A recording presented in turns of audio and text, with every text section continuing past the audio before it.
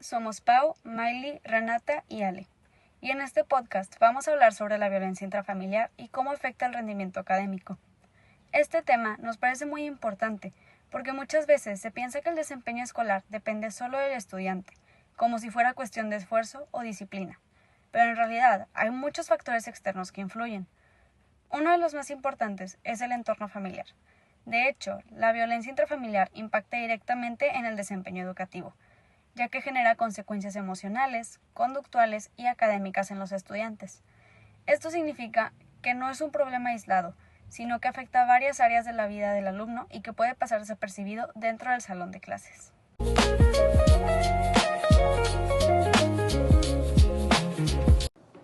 A partir de esta detección, es posible implementar modelos integrales de atención, los cuales no solo se enfocan en el estudiante, sino también en su contexto familiar y social.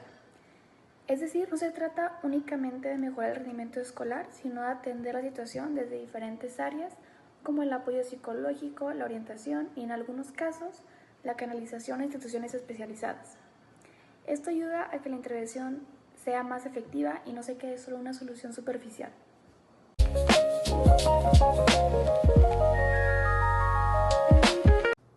También existen estudios que muestran datos más concretos sobre esta relación. Por ejemplo, una investigación publicada en Cielo en 2021 encontró que todos los estudiantes encuestados habían experimentado algún tipo de violencia, y muchos de ellos presentaban bajo rendimiento académico, problemas de conducta y dificultades para aprender. Esto refuerza la idea de que la violencia intrafamiliar sí tiene un impacto directo en la escuela. Además, otros estudiantes señalan que esta situación puede provocar desinterés en las actividades escolares, menor participación en clases e incluso dificultades para concretarse, lo que termina afectando en el aprendizaje de manera constante.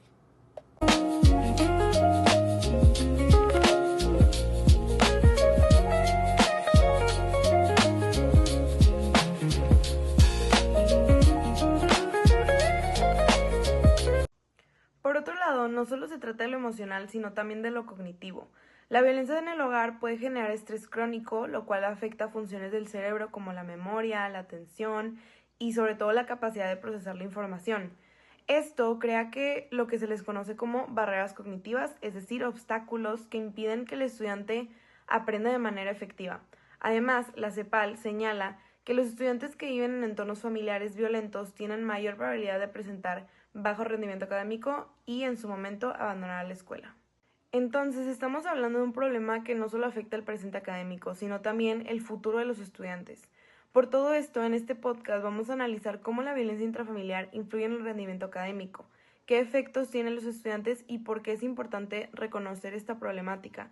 La idea no solo es entenderlo, sino también reflexionar qué es lo que se puede hacer para prevenir e intervenir desde el ámbito educativo.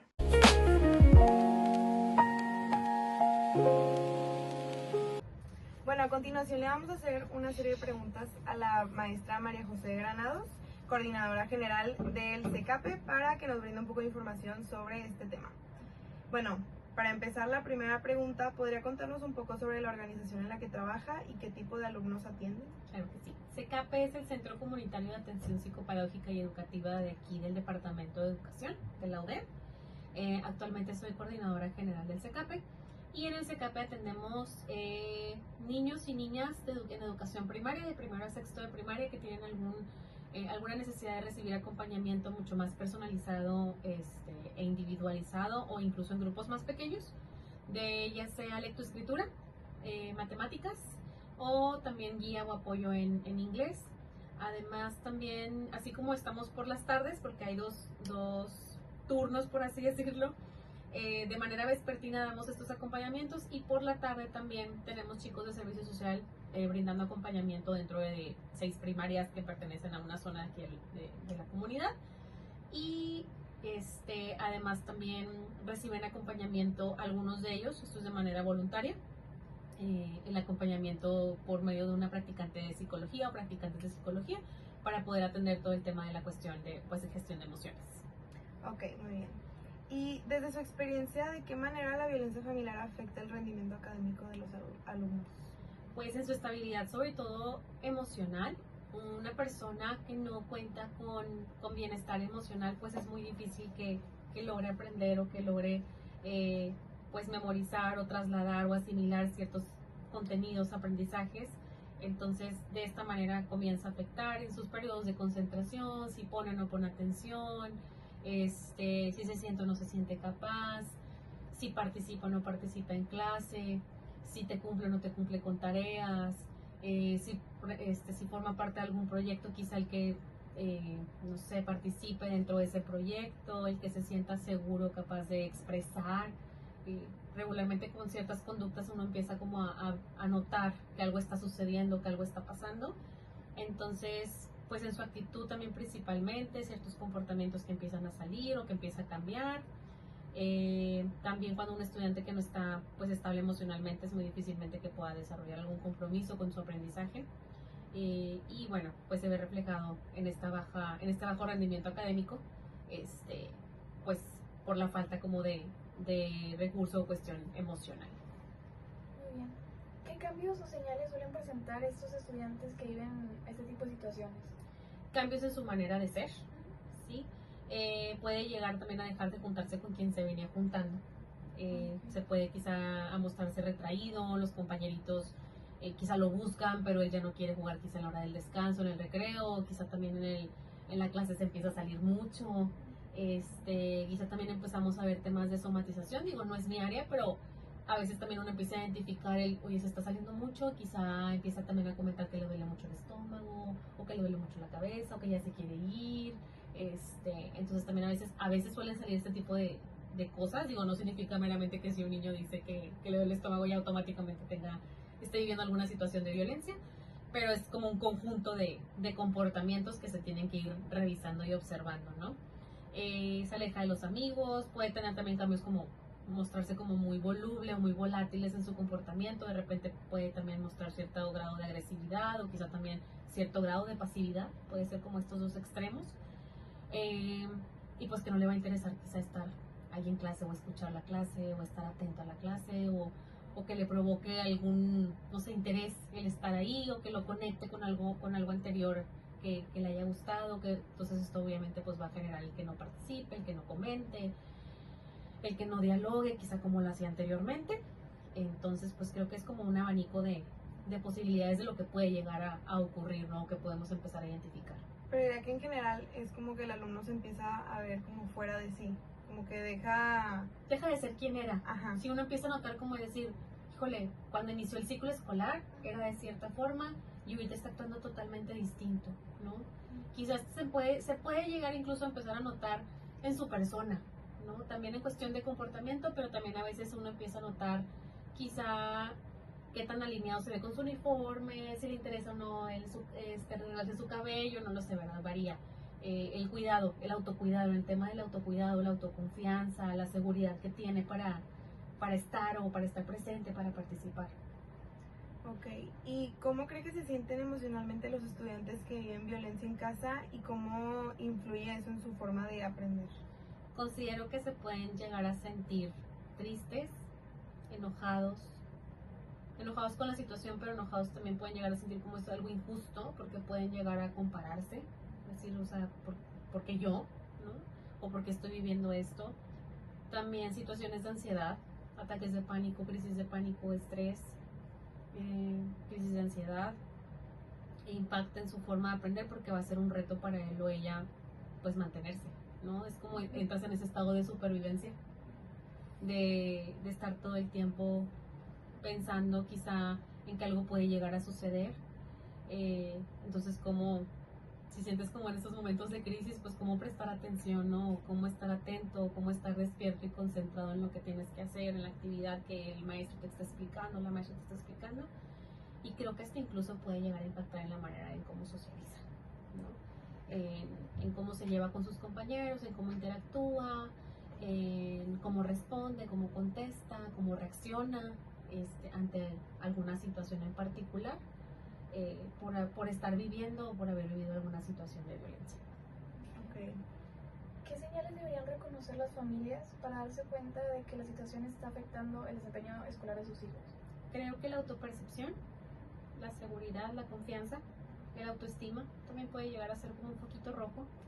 Sus calificaciones, el que comente constantemente el que no quiere ir a la escuela, porque no quiere ir a la escuela, ¿no? O sea, regularmente uno sí dice, ay, no quiero ir a la escuela porque me da flojera, o porque no me quiero levantar porque es muy temprano, pero a veces también es un, pero vas a ver a los amigos, pero sabes que va a llegar el momento del recreo, pero sabes que tienes ciertas materias que te van a gustar de al final del día, o hay algo de que, ay, no sé, tengo que hacer algún proyecto, hoy voy a llevar esto, como que muchas cositas, ¿no? Muchas motivaciones en el día a día, pero puede ser que simplemente sea muy constante en el que no quiere ir, en el que muestre miedo, en el estar con una persona, quizá también, o sea, ciertas figuras que no le dan seguridad o confianza, el que no se quiera juntar con los amigos, el que quizá, no sé, prefiere ir no a las fiestas, pues los niños dicen, pues ¿cómo no quieren una fiesta? No va a haber piñata, pastel, o sea, van a jugar, descontrol,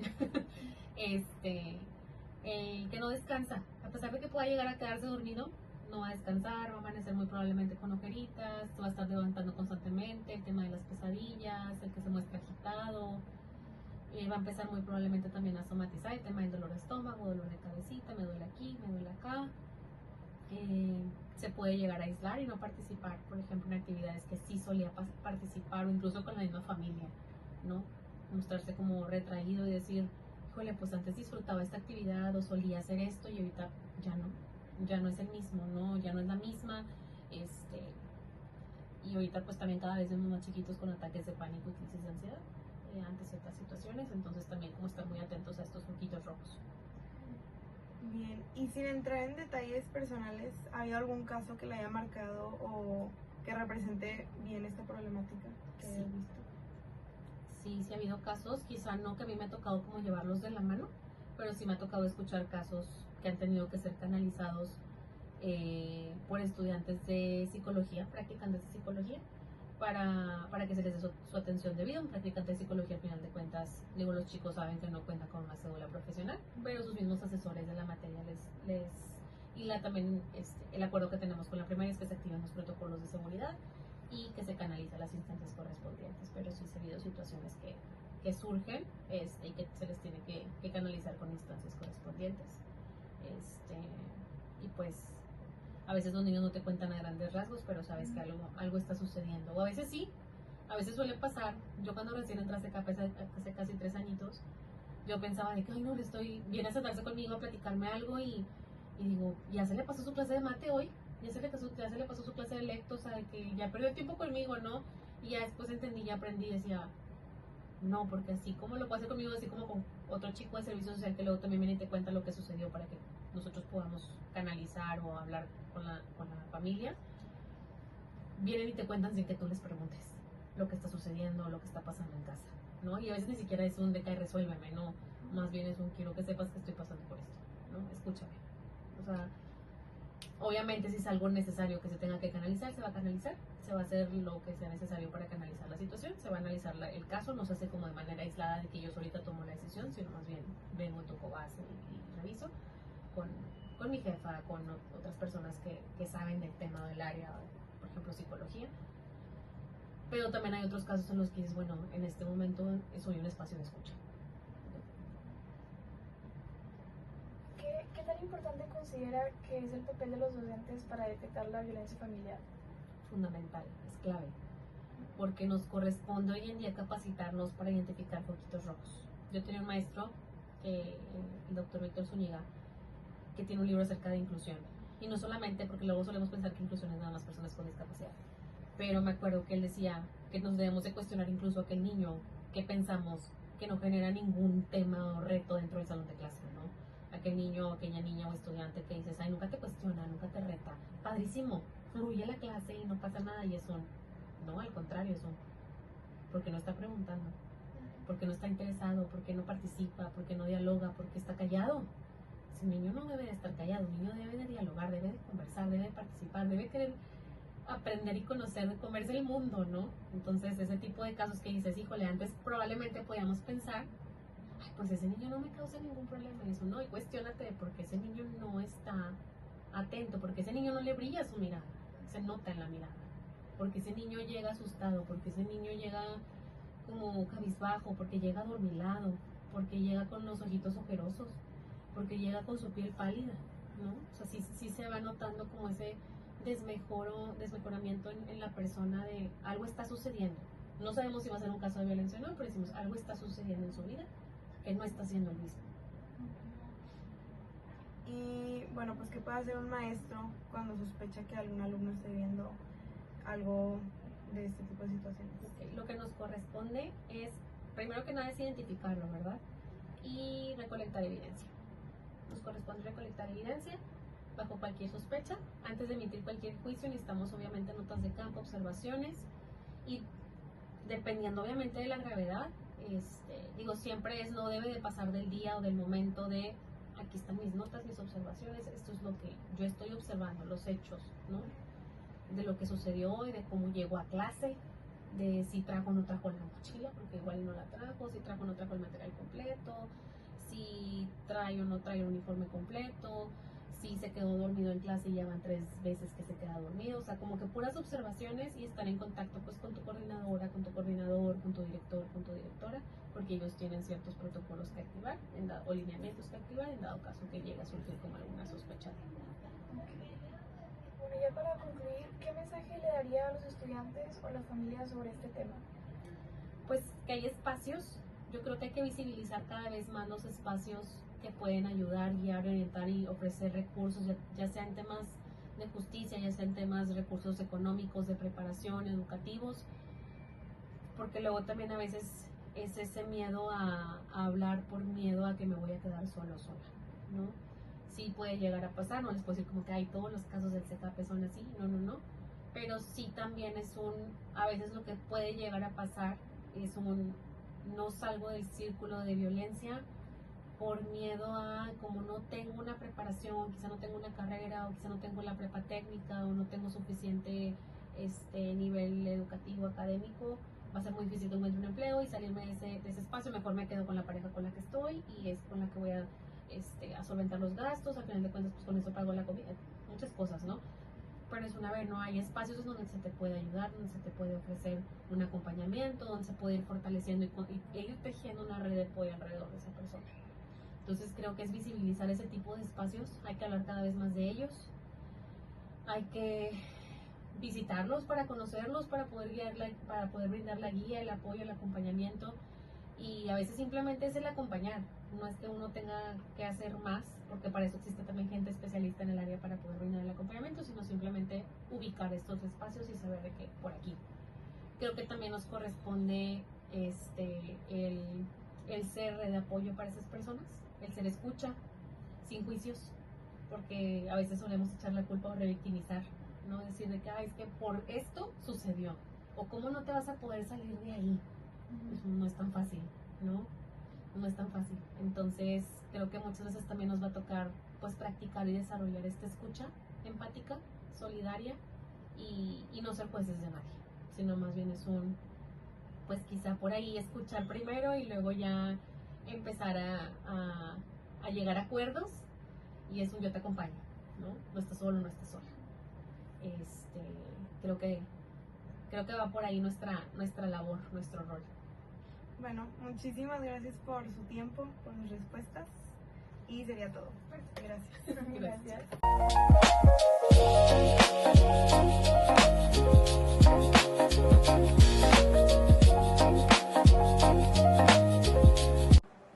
Una de las estrategias fundamentales para abordar la violencia intrafamiliar es la prevención secundaria, que se enfoca principalmente en la detección oportuna de los casos. Esto significa que no se espera a que la situación empeore, sino que se busca identificar señales desde etapas tempranas para poder intervenir a tiempo. Esta estrategia es clave porque permite actuar antes de que las consecuencias sean más graves en el desarrollo emocional y académico del estudiante. Asimismo, abre la puerta a una atención más completa y adecuada.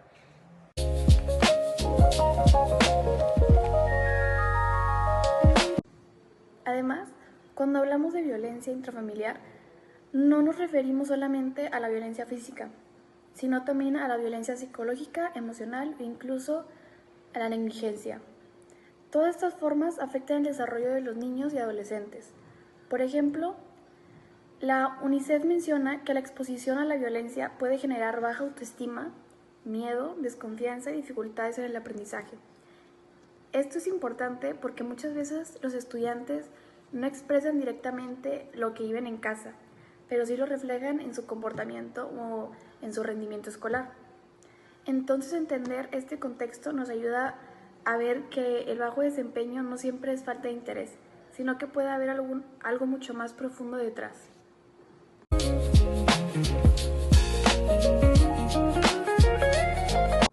Para que estas estrategias funcionen, es fundamental que los docentes estén capacitados para reconocer indicadores de riesgo.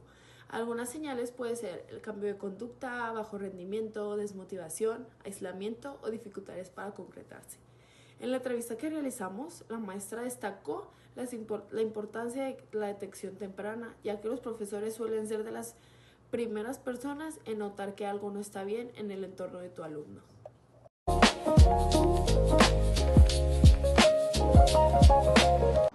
Sin embargo, también es importante reconocer que existen obstáculos que pueden dificultar este proceso, como el miedo o la normalización de la violencia dentro del hogar. Aún así, hay distintas alertas que permiten identificar si algún estudiante podría estar pasando por alguna situación de riesgo. Por eso es clave que la escuela funcione como un espacio seguro donde no solo se detecten casos, sino que también se actúe de manera responsable y empática para apoyar al estudiante.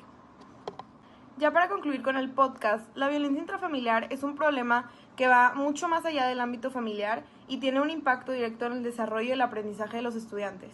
Entender sus efectos nos permite ser mucho más empáticos y conscientes de lo que muchos alumnos están o pudiesen estar viviendo. Por eso, la detección oportuna y la intervención adecuada no solo ayuda a mejorar el rendimiento académico, sino que también puede marcar una diferencia real en la vida de una persona.